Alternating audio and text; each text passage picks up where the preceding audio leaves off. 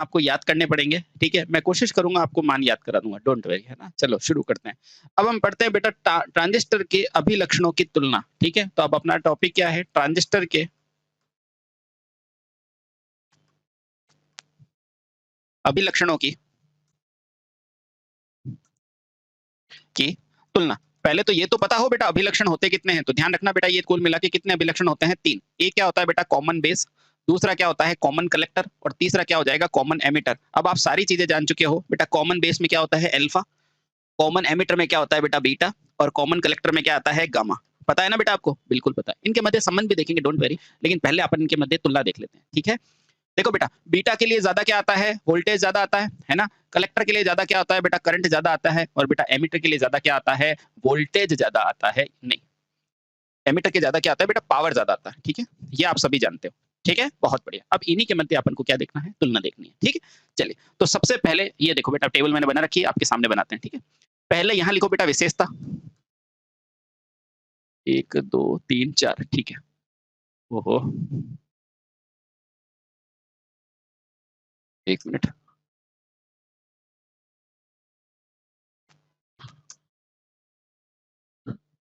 एक सेकंड।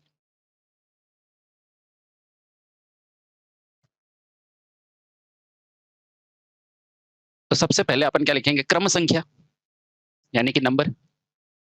क्रम संख्या कि कौन से क्रम संख्या की है, ठीक है? फिर अगला पॉइंट लिखेंगे बेटा अपन क्या? विशेषता कि इनके मध्य क्या-क्या विशेषता है, ठीक है? बहुत बढ़िया।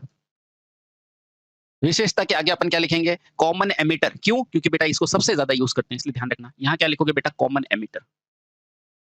क्यों? इसमें पावर गेन ज्यादा होता है ना? अभी याद करा देंगे, देखो डोंट वरी, है ना? इसको लिखते कैसे बेटा? सीई से, ठीक है? अगला क्या लिखोगे? Common base. और फिर क्या लिखोगे? Common collector. क्यों? क्योंकि कॉमन बेस में वोल्टेज आता है और कॉमन कलेक्टर में धारा, ठीक है? कॉमन बेस यानी कि सीबी। और आगे क्या आएगा बेटा? Common collector. कॉमन कलेक्टर यानी कि सीसी, ठीक है? चलिए बहुत बढ़िया। तो शुरू करें? बिल्कुल सर, शुरू करते हैं। सबसे पहले बेटा जो सबसे आसान है उन चीजों को लिखो, है ना? लिखो पहला। सबसे पहले तो बेटा एक चीज ध्यान रखना, फेज अंतराल। आपसे क्वेश्चन पूछता है कि इनके मध्य फेज अंतराल क्या होता है, ठीक है? अपन को बेटा उसी तरह से काम करना है जैसे अपने को याद हो जाए, ठीक है? बेटा ध्यान रखना, ये जो कॉमन एमिटर है ना, उसका फेज अंतराल जो भी आप इनपुट दोगे ना, सुनो बेटा, अगर मान लो आपने इनपुट ये दिए ना, तो बेटा आउटपुट में इसका जस्ट उल्टा मिल जाएगा, यानी कि इस तरह से मिल जाएगा, ठीक है? यानी इनपुट में आपने बेटा इस तरह से वेव दी है, ये इनपुट है, तो बेटा कॉमन एमिटर में इसका जस्ट आउटपुट 180 डिग्री पर उल्टा मिलता है, ठीक है? ये सिर्फ बेटा इसी में होता है, कॉमन एमिटर में, ठीक है? तो बेटा आपको पूछेगा इसका फेज अंतराल कितना होता है? 180 डिग्री। और बाकी सब में क्या होता है? 0 डिग्री और 0 डिग्री। चलो ये चीजें आपको क्लियर हो गई है। 0 डिग्री का मतलब क्या है? अगर इनपुट में आपने ऐसी वेव दी है, तो बेटा 0 डिग्री के हिसाब से आउटपुट में मुझे ऐसी ही वेव मिलेगी, ठीक है? यहाँ देखो 180 पॉजिटिव का नेगेटिव हो गया, नेगेटिव का पॉजिटिव, ठीक है? चलिए बहुत बढ़िया। क्लियर? क्लियर। अब सर दूसरा क्या याद करते हैं जो हमें, अब मुझे ये बता दो, सिंपल सा बता दो कि सबसे ज्यादा पावर गेन आपको किस में मिलेगा? तो आप सभी जानते हैं सर, इसके अंदर एमिटर में आपने हमें बताया कि पावर गेन ज्यादा होता है। कॉमन बेस में आपने हमें बताया कि वोल्टेज गेन ज्यादा होता है और इसमें बेटा धारा गेन ज्यादा होता है। ऐसे ही बताया था ना मैंने कुछ? हाँ, तो देखो मैंने सिर्फ याद रखने के लिए ऊपर लिखा है ना? बहुत बढ़िया। तो अगला क्या लिखो बेटा? Power gain. क्या लिखोगे? Power gain. बताओ बेटा पावर गेन किसका ज्यादा होगा? तो आपको सभी को पता है बेटा कॉमन एमिटर का। तो ध्यान रखो बेटा इसका पावर गेन कितना होता है? 100 भी 100 से लगाकर 1000 तक हो गया। हो गया कि नहीं याद? बिल्कुल सर हो गया याद। ठीक है? 100 से 1000 तक बेटा इसका पावर गेन होता है। बिल्कुल क्लियर? बिल्कुल क्लियर। अभी रुको, कोई दिक्कत नहीं। कॉमन बेस बराबर क्या होता है बेटा? वोल्टेज गेन होता है कि नहीं होता है? बिल्कुल होता है। तो बेटा अब लिखेंगे हम वोल्टेज गेन। Voltage gain. अब बताओ वोल्टेज गेन बेटा किसका ज्यादा होता है? तो आप बोलोगे कॉमन बेस का। क्या लिखोगे? कॉमन बेस का। कितना होता है? तो बेटा आप बोलोगे 20 से लगाकर 100 तक। ये मान तो याद रखने पड़ेंगे बेटा, इतनी हेल्प तो आपको करनी पड़ेगी। ठीक है? बहुत बढ़िया। अब अगला क्या लिखेंगे बेटा? धारा गेन। क्या लिखेंगे? धारा गेन। तो धारा गेन किसका ज्यादा होता है? कॉमन कलेक्टर का। ठीक है? अब चौथा लिखो बेटा धारा गेन। ये किसका ज्यादा होता है? जिसका मैक्सिमम होता है उसी का लिखेंगे, दिखाओ एक बार, है ना? किसका होता है बेटा? Common collector. वो कितना होता है? 50 से लगाकर, ओहो ये थोड़ा सा मिस्टेक हो गई, वोल्टेज गेन। और वोल्टेज गेन के सामने लिखना था यहाँ पर। कितना होगा बेटा इसका वोल्टेज गेन? 20 से लगाकर 100 तक। ठीक है? बाकी अभी खाली छोड़ो, कोई बात नहीं। अगला क्या है बेटा? धारा गेन। अब मुझे बताओ बेटा धारा गेन किसका ज्यादा होता है? तो आप खुद ही बोलेंगे बेटा कॉमन कलेक्टर का होता है। कितना होता है? 50 से 100। 50 से 100। ये क्या मान है बेटा, है ना? ये वो मान है बेटा जो आपको कभी भी भूलने नहीं है। यहाँ 50 की जगह 500 भी हो तो सही होगा। 50 से 500। ये वो मान है बेटा जो आपको कभी नहीं भूलना है, ठीक है? इसलिए पहले लिखा रहा हूँ, ठीक है? बहुत बढ़िया। क्लियर? हाँ सर, क्लियर। और क्या याद रखना है सर? इसका उपयोग कभी भूलना मत बेटा। एक आप लिखोगे उपयोग। तो मुझे बताओ, जिसका पावर गेन ज़्यादा होगा बेटा उसको कहाँ यूज़ करेंगे? आप कहोगे सर उसको एम्पलीफायर के रूप में यूज़ करेंगे, तो बेहद इंपॉर्टेंट है। बेटा कॉमन एमिटर को कहाँ यूज़ करते हैं? एम्पलीफायर के रूप में। एम्पलीफायर, ठीक है? बहुत बढ़िया। अब बेटा अगला क्या है? कॉमन बेस का उपयोग कहाँ करोगे? तो ध्यान रखना, इसमें पूछा जाता है बेटा इसका वोल्टेज ज़्यादा होता है, धारा से संबंध नहीं होता, इसलिए बेटा इसको कहाँ यूज़ करते हैं? इम्पीडेंस मैचिंग परिपथ में इसका यूज़ किया जाता है। तो बेटा इसका प्रयोग कहाँ होगा? मैचिंग परिपथ। और मैचिंग किसका बेटा? इम्पीडेंस परिपथ को इसमें यूज़ किया जाता है। और बेटा एक और यूज़ होता है डिफरेंशियल एम्पलीफायर। ये तो कौन-सा एम्पलीफायर था बेटा? एम्पलीफायर कोई भी नॉर्मली। और ये क्या है बेटा? Differential and differential amplifier. Differential amplifier. बोलो ठीक है, याद हो गया ना? एम्पलीफायर, ठीक है। अब आपसे कोई पूछेगा कि बताओ कॉमन कलेक्टर का यूज़ कहाँ करेंगे? तो ध्यान रखना बेटा कॉमन कलेक्टर सिर्फ करंट वाला होता है, तो बेटा इसका प्रयोग होता है या तो 2 वे एम्पलीफायर में या फिर स्विचिंग परिपथ में। बेटा इसके भी 2 यूज़ है। इसको कहते हैं बेटा टू वे, यानी कि 2 वे वाला, 2 वे, यानी कि 2 वे एम्पलीफायर। एम्पलीफायर या फिर बेटा इसका यूज़ क्या करेंगे? स्विचिंग सर्किट में यूज़ करेंगे। कहाँ करेंगे? स्विचिंग सर्किट, जहाँ पर अपने को ऑन ऑफ करने की ज़रूरत होती है ना, वहाँ पर। स्विचिंग परिपथ। बेटा ये वो पॉइंट है जो आपको नींद में भी याद होने चाहिए, ठीक है? कि इम्पीडेंस मैचिंग के रूप में किसका करेंगे? टू वे स्विच के रूप में किसका करेंगे? टू वे स्विचिंग सर्किट के रूप में क्या करेंगे? ठीक है? ये सारी चीज़ें, ठीक है? क्लियर हो गई? बहुत बढ़िया। अच्छा, एक आपको मैंने बताया था बेटा एम्प्लीफिकेशन फैक्टर।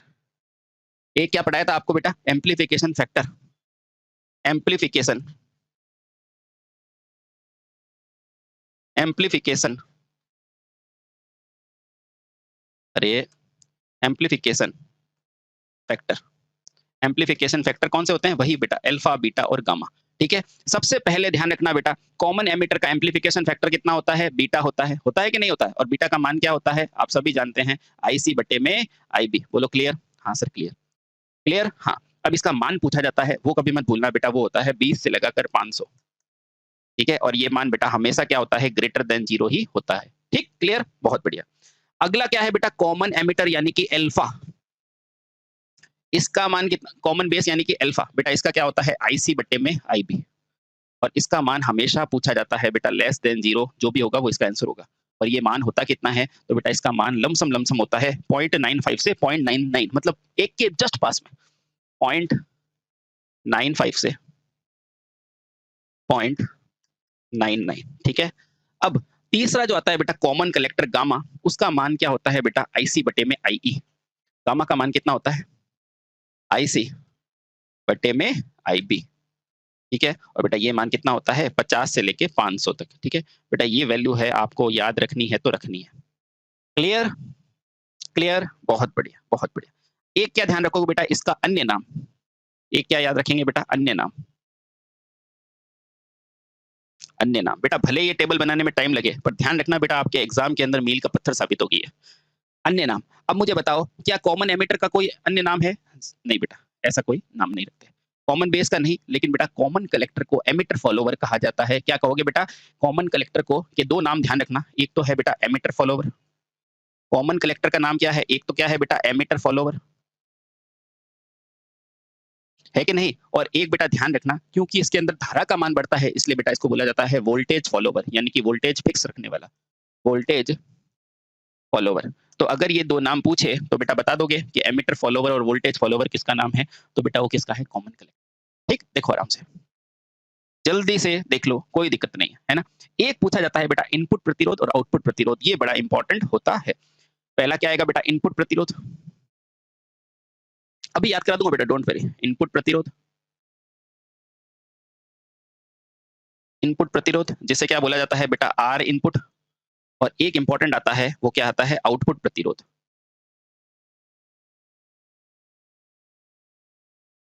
प्रतिरोध, है ना? आउटपुट प्रतिरोध। बेटा आप भी ये धीरे-धीरे ये ऐसे ही टेबल बनाना, सब याद हो जाएगा। आर आउटपुट, ठीक है? चलिए, अब मैंने पहले जब चैप्टर चालू कराया था, तब मैंने आपको वोल्टेज गेन के लिए बताया था बेटा, क्या बताया था कि वोल्टेज गेन में जितना ज़्यादा वोल्टेज होगा बेटा प्रतिरोध क्या होगा? कम होगा। याद करो, जब मैंने ऐसा चित्र बना के आपको बताया था जिसका रजिस्टर कम होगा बेटा उसकी वोल्टेज, यहाँ पर रजिस्टर क्या होता था, तो वोल्टेज बेटा क्या होता था, ये सारी चीज़ें मैंने आपको बताई थी, है ना? पढ़ाई थी ना? तो ध्यान रखना बेटा। आउटपुट प्रतिरोध ज़्यादा होगा तो बेटा वोल्टेज क्या होगा? ज़्यादा होगा। पढ़ाया था कि नहीं पढ़ाया था? बेटा जब स्टार्टिंग में इसलिए बोला था हर चीज़ को लाइन से पढ़ा करो। इनपुट क्या होगा? इसका प्रतिरोध कम और इसका प्रतिरोध क्या होता था बेटा? बहुत ज़्यादा होता था। होता था नहीं होता था? तो बताओ इसमें से वोल्टेज गेन कौन किसका है बेटा? वोल्टेज गेन कॉमन बेस का है और बेटा कॉमन बेस का प्रतिरोध क्या रहेगा? बहुत ज़्यादा रहता है, आउटपुट का रहता है। तो बेटा इसीलिए मैंने आपको समझाया था, बोला था ध्यान रखो। तो कॉमन बेस कहाँ है बेटा बीच में? तो बताओ कॉमन बेस का आउटपुट क्या होगा? या ऐसे समझो बेटा, उल्टा समझो। इसका जिसका भी वोल्टेज ज़्यादा होगा बेटा उसका आउटपुट प्रतिरोध ज़्यादा होगा ताकि धारा नहीं जाए और बेटा इनपुट क्या प्रतिरोध होगा? कम होगा। तो बेटा कॉमन बेस का कभी मत भूलना, कॉमन बेस के अंदर इनपुट प्रतिरोध हमेशा कम होता है, आउटपुट ज़्यादा होता है। तो कॉमन बेस में अगर इनपुट प्रतिरोध पूछे तो कितना लगाओगे? मात्र 20 ओम। क्यों? क्योंकि जितना बेटा इसका प्रतिरोध कम होगा, उतना ही बेटा अच्छा सिस्टम क्या होगा? एम्प्लीफायर होगा। याद हो गया? बस। और बेटा इसी का आउटपुट प्रतिरोध बहुत ज़्यादा होगा। कितना होगा? लगभग 100 किलो ओम से 100 मेगा ओम। इसका मान क्या होगा? 100 किलो ओम से 100 मेगा ओम। बेटा चैप्टर के शुरुआत में बताया था कि जिसका प्रतिरोध ज़्यादा होगा बेटा उनका क्या होता है? वोल्टेज भी ज़्यादा होता है, आउटपुट का और इनपुट का उल्टा। ठीक है? ये सारी चीज़ें, ये वो मान है बेटा जो आपको नींद में भी याद होने चाहिए। ये वो मान है जैसे कि फेज अंतराल पूछे तो कॉमन एमीटर 180/00। पावर गेन किसका ज़्यादा होता है? कॉमन एमीटर कितना है? 100 से 200। वोल्टेज पूछे तो 20 से 100। और ये नहीं याद हो तो बेटा ये याद कर लो, 100, 100 और 500। ठीक है? धारा गेन सबसे ज़्यादा कॉमन कलेक्टर का। एक उपयोग बेटा इसका एम्पलीफायर में। ये भी एम्पलीफायर है पर कौन सा? डिफरेंशियल, जो डिफरेंस निकलता है। उसमें क्या यूज़ करोगे? यानी कि टू वे एम्पलीफायर में क्या करोगे बेटा? कॉमन कलेक्टर और स्विचिंग परिपथ में भी इसी का। एक ये याद होना चाहिए, बीटा बर अल्फा बराबर, अल्फा किस में आएगा? कॉमन बेस में, आईसी अपॉन आईबी 20 से 200। आईबी बराबर आईसी अपॉन आईबी, बेटा मान हमेशा 1 से कम होता है, इसका मान 1 से ज़्यादा होता है, ठीक है? और आईसी बराबर आईसी अपॉन आईबी 50 से 100, ठीक है? उसके अलावा अन्य नाम में बेटा उन दोनों के नाम याद रहना चाहिए। कॉमन कलेक्टर के 2 नाम है। एमिटर फॉलोवर किसका नाम है? कॉमन कलेक्टर का। वोल्टेज फॉलोवर किसका नाम है? कॉमन कलेक्टर का। ध्यान रखना। बाकी इनपुट के लिए तो मैंने आपको वोल्टेज से सीधा ही याद करा दिया कि जिसका प्रतिरोध ज़्यादा होगा उसका वोल्टेज कम, ठीक है? हाँ। अब बेटा ये चीज़ आपको क्लियर हो गई है। ये वो मान है जो हमेशा याद रखने, आराम से देखो। अब मैं इसका कलर चेंज कर देता हूँ और वो मान लिखता हूँ बेटा जो आपको याद हो तो भी चले, नहीं हो तो भी चले, ठीक है? अब पावर गेन के लिए लिखो बचे हुए दोनों। पावर गेन सबसे ज़्यादा किसका होगा बेटा? इसका। उसके बाद कॉमन बेस का उससे कम 20 से 100। पावर गेन इसका कितना हो जाएगा? 20 से 100। और बेटा कॉमन कलेक्टर का पावर गेन तो बहुत कम होता है, 1 से भी कम होता है। याद हो गया? ये हरे से इसलिए लिख रहा हूँ क्योंकि याद रखना इतना मैंडेटरी नहीं है। ठीक है? अब देखो वोल्टेज गेन के लिए लिखो बेटा। वोल्टेज गेन ज़्यादा कितना होता है? 20 से 100। इससे कम किसका होगा? इससे कम किसका होगा बेटा? कॉमन एमिटर का। और सबसे कम किसका हो जाएगा? Common collector. ध्यान रखना बेटा, याद करने का टेक्निक देखो बेटा, ये भी 1 से कम और ये भी 1 से कम। ये भी 1 से कम और ये भी 1 से कम। यानी कॉमन कलेक्टर का चाहे आप क्या पूछोगे बेटा, पावर गेन और वोल्टेज गेन दोनों 1 से कम होता है, केवल धारा गेन ज़्यादा होती है। ठीक है? और ये जो मान होता है बेटा कॉमन कलेक्टर के लिए वोल्टेज गेन का कितना हो जाएगा? 5 से 50। तो ये याद हो गया आपको? 5 से 50। ठीक? चलिए बहुत आसान है। यानी कि शुरुआत की तीनों लाइनें कंप्लीट। अब देखो बेटा धारा गेन। धारा गेन सबसे ज़्यादा किसका होता है बेटा? कॉमन कलेक्टर का धारा गेन सबसे ज़्यादा होता है। तो बताओ कॉमन बेस का कितना होगा? नीचे देखो ये लिखा हुआ 0.95 कितना होता है? 0.95। तो बेटा यही तो गेन है। तो इसका गेन कितना हो जाएगा? 0.95 से लगाकर 0.99। ठीक है? और बेटा ये भी दरअसल धारा गेन ही है। कितना है? 20 से 500। समझ में आया? हाँ। तो बेटा ये वोल्टेज गेन नहीं है, ये धारा गेन है, ध्यान रखना। ठीक है? ये सारी कंप्लीट हो गई। इसका कोई अन्य नाम नहीं है। अब प्रतिरोध बचा। सबसे कम किसका प्रतिरोध होगा? कॉमन बेस का। और बेटा सबसे ज़्यादा प्रतिरोध किसका होगा? कॉमन कलेक्टर का। क्यों? क्योंकि वहाँ से धारा सबसे ज़्यादा हमको करनी है। तो बेटा इनपुट का प्रतिरोध पूछा है, तो बेटा 20 और ये कितना हो जाएगा? 1 किलो ओम से 1 किलो ओम से एक रेंज ले लो, 1 किलो ओम से लगाकर 10 किलो ओम तक। किसका बेटा? कॉमन एमिटर का।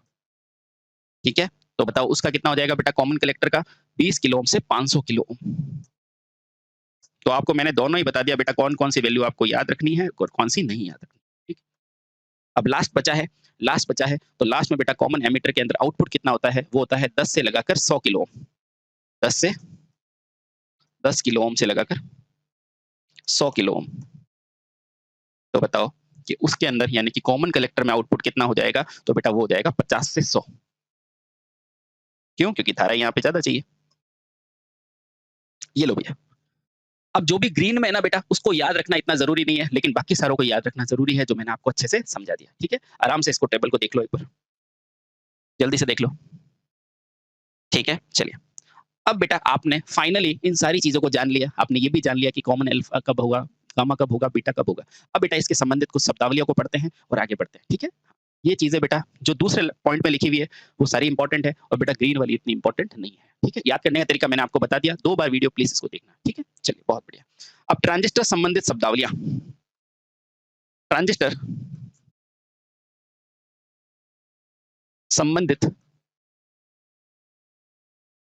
शब्दावली।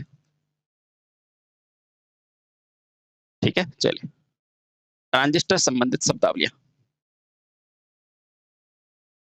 ठीक है, सबसे पहला जो शब्द आता है वो आता है बेटा ट्रांजिस्टर का गेन क्या होता है ना? वो अपने बीच में लिखा था ना, ये वाला गेन, अल्फा बीटा गामा, तो बेटा ये गेन की शब्दावली ले सकते हैं ना। तो लिखो ट्रांजिस्टर, पहला लिखेंगे बेटा ट्रांजिस्टर गेन क्या होता है? Transistor gain. चलिए देखते हैं बेटा ये ट्रांजिस्टर गेन क्या होता है। तो लिखो बेटा किसी भी ट्रांजिस्टर में इनपुट की अपेक्षा हमें आउटपुट में कितने मान में धारा प्राप्त हुई है, तो बेटा वो क्या कहलाता है? गेन कहलाता है। ठीक है, यानी कि इनपुट सिग्नल की तुलना में आउटपुट सिग्नल का मान क्या कहलाता है बेटा? गेन। इनपुट इनपुट सिग्नल की तुलना में आउटपुट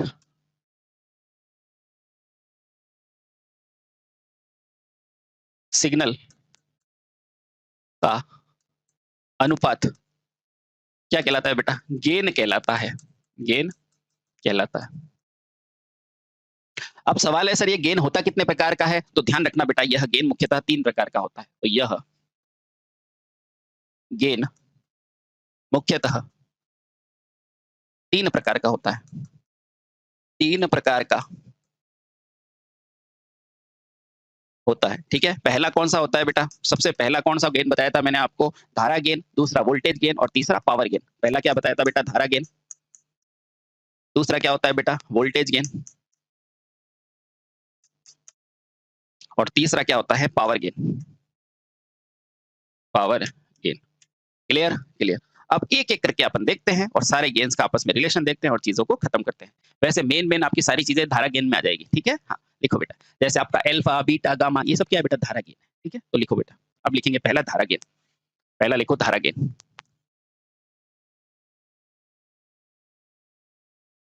पहला क्या लिखा आपने? धारा गेन। ठीक है, तो सबसे पहले लिखो बेटा धारा गेन जो होता है ना, यह मुख्यतः 2 श्रेणियों में विभक्त किया जाता है। धारा गेन को बेटा कितने श्रेणियों में? 2 श्रेणियों में बांटा जाता है। तो यह मुख्यतः 2 श्रेणी में। अब आप तो कहोगे सर गामा भी होता है। रुको बताता हूँ बेटा, गामा कुछ नहीं होता, वो बीटा से बने हुआ एक रूप होता है। ठीक है, यह मुख्यतः 2 श्रेणी में बांटा जाता है। आपको कोई पूछेगा बेटा धारा गेन कितना होता है, तो 2 ही बताना। ठीक है, अल्फा और बीटा। गामा तो बेटा बीटा से बनता है। ठीक है, लिखना। ठीक है, पहला क्या होगा बेटा? अल्फा गेन, दूसरा होगा बीटा गेन। पहला क्या है? अल्फा गेन और दूसरा क्या होता है? Beta gain. ठीक है, अब पहली चीज पढ़ते हैं, ये अल्फा गेन क्या होता है? ठीक है, अब इसका नाम है अल्फा, है ना? अल्फा गेन क्या होता है? ठीक है, तो बोलो बेटा ये अल्फा मिलता किससे है? देखो बेटा आराम से, अल्फा मिलेगा किससे? ये रहा अल्फा, ये रहा अल्फा। बेटा अल्फा किससे मिला है आपने? कॉमन बेस से। तो क्या लिखोगे? यह कॉमन बेस अभिविन्यास का एम्प्लीफिकेशन फैक्टर होता है। तो आपको कोई पूछेगा तो बताना यह कॉमन बेस अभिविन्यास का क्या होता है बेटा? प्रवर्धन गुणांक होता है या एम्प्लीफिकेशन गुणांक होता है। एम्प्लीफिकेशन गुणांक होता है। अब बस इसका मान लिख दो जो आपने लिखा है। अब बेटा ये क्या होता है? अतः इसका मान आपका ऑलरेडी लिख सके ना, अल्फा बराबर क्या होता है बेटा? डेल्टा आई सी बटे में क्या होता है बेटा? डेल्टा आई ई। अब आपको आएगा सर ये डेल्टा क्या है? तो इधर आओ बेटा, डेल्टा को क्या बोलते हैं बेटा? अंतर।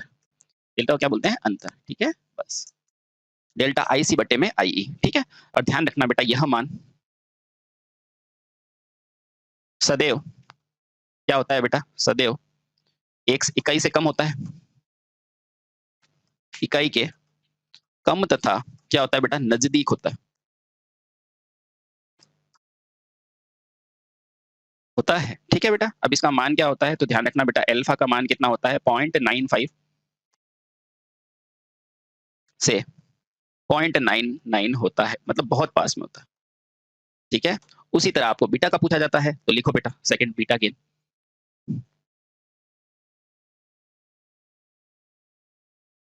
अब बताओ बीटा गेन कहां से प्राप्त होता है,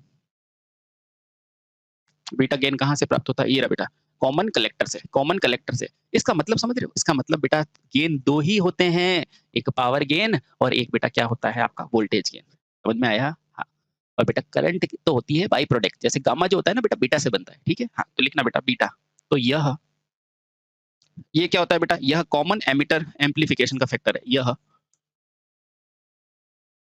कॉमन एमिटर का प्रवर्धन यानी कि एम्पलीफिकेशन गुणांक है, गुणांक है। Clear clear. अब देखो इसका मान लिखो, तो आप क्या जानते हैं बेटा बीटा बराबर क्या होता है, IC बटे में IB। सर इसके आगे भी चेंज होगा, बिल्कुल बेटा धारा का परिवर्तन तो होगा ही, है ना। और ध्यान रखना बेटा, अतः इसका मान भी क्या होता है, इसका मान कितना होता है बेटा, 50 से 200 लिख दो, या फिर अपन कह सकते हैं 20 से 500 होता है, 20 से 500 ही लिखा है, देखो 20 से 500 होता है, 20 से 500 तक होता है, ठीक है। और बेटा कहीं कहीं ये भी आ जाए 1 से अधिक होता है तो वो भी सही है, ध्यान रखना, क्योंकि बाय डिफॉल्ट 1 से ज्यादा है ना, यह 1 से कहीं अधिक होता है। क्लियर क्लियर, ठीक है। अब बेटा अपन क्या देखते हैं, ये जो आपका अल्फा है और ये जो बेटा आपका बीटा है, इनके मध्य संबंध देखते हैं, ठीक है। तो अगला पॉइंट क्या है बेटा, अल्फा और बीटा में संबंध, अल्फा तथा बीटा गेन में संबंध जो आप न्यूमेरिकल वगैरह हल करते हो ना, उसमें काम आता है, ठीक है। कैसे निकालोगे, आप सबसे पहले ट्रांजिस्टर की इक्वेशन जानते हो कि नहीं, ट्रांजिस्टर में बेटा क्या होता है, IE बराबर IB प्लस IC होता है ना, होता है कि नहीं, बिल्कुल होता है। तो ध्यान रखना हमें ज्ञात है प्रत्येक ट्रांजिस्टर की, प्रत्येक ट्रांजिस्टर की धारा समीकरण, धारा समीकरण ज्ञात है कि नहीं है, बिल्कुल है। क्या होती है बेटा धारा समीकरण, IE बराबर क्या होता है, IE बराबर होता है बेटा IB प्लस IC, पता है कि नहीं, बिल्कुल सर, चाहे वो NPN हो या PNP हो, सबके अंदर ये समीकरण होती है कि नहीं, बिल्कुल होती है, ठीक है, बहुत बढ़िया। अब आपको क्या पता है बेटा अल्फा बराबर क्या होता है, IC बटे में IE होता है कि नहीं होता है, ये देखो बेटा अल्फा बराबर क्या होता है, IC बटे में IE, ठीक है। और उसी तरह बीटा बराबर भी होता है, एंड बीटा बराबर क्या होता है, वो होता है बेटा IC बटे में IB, होता है बिल्कुल। अब देखो यहाँ से IC दिख रहा है आपको, दिख रहा है, तो यहाँ से मैं IC क्या लिख सकता हूँ, अतः मैं यहाँ से क्या लिख सकता हूँ बेटा, IC बराबर क्या लिख सकता हूँ, अल्फा IB लिख सकता हूँ। ये जो मान है ना बेटा यहाँ से IC बराबर IB, ठीक है। ये कहाँ रखा मैंने, समीकरण 1 में रखा,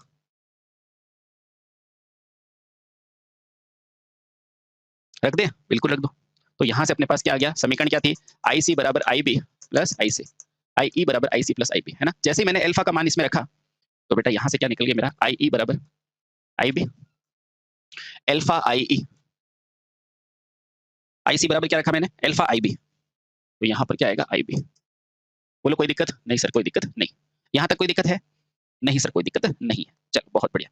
अब देखो बेटा यहाँ पर क्या हो सकता है, और क्या हो जाएगा, IB आ जाएगा, IB आ जाएगा, ठीक है। तो IB बराबर ये आ जाएगा, गामा की वैल्यू आएगी, ठीक है। और क्या कर सकते हैं, और हम क्या कर सकते हैं, इसके अलावा और आप क्या कर सकते हो, अल्फा बराबर IC अपॉन IB। अरे बेटा ये बताया ही नहीं यार आपने, ये क्या लिखा हुआ है, ओहो ये क्या लिखा हुआ है, अल्फा आई ये देखो बेटा यहाँ IE होगा कि IE होगा, हाँ ये लो, ये क्या है, IE है, ये देखो, मैं इसे तो आ क्यों नहीं रहा है, ये IE है बेटा नीचे, है ना। तो अगर ये IE है तो यहाँ पर भी क्या होगा, IE होगा, यहाँ पर भी क्या होगा आपका IE होगा, ठीक है। अब इसको रखो, मैंने कहा आ क्यों नहीं रहा है, प्रॉब्लम क्या है, ये प्रॉब्लम है। तो यहाँ क्या हो जाएगा IE, ठीक है, बहुत बढ़िया। तो यहाँ से मैं IB को यहीं रखता हूँ, IB को यहीं रखता हूँ, और ये चला जाएगा उधर, तो IE माइनस ये प्लस का उधर जाके क्या हो जाएगा माइनस IE। अब सही है, मैंने सोचा आ क्यों नहीं रहा, चलिए कोई बात नहीं। IB बराबर बेटा इन दोनों में से मैंने IE कॉमन ले लिया, और क्या बच गया अंदर, 1 माइनस अल्फा, बचा कि नहीं बचा, बिल्कुल सर 1 माइनस अल्फा बच गया, ठीक है। चलिए बहुत सही, यानी कि मेरे पास क्या आ गया, IB बराबर IE 1 माइनस अल्फा, ठीक है, बहुत बढ़िया। अब देखो यहाँ से मैं एक चीज और लिख सकता हूँ, आपको बीटा का मान क्या होता है? बीटा का मान होता है IC अपॉन IB, ठीक है? तो अपने पास IE हो गया, I अल्फा हो गया, ठीक है? बीटा का मान IC अपॉन I अल्फा हो गया।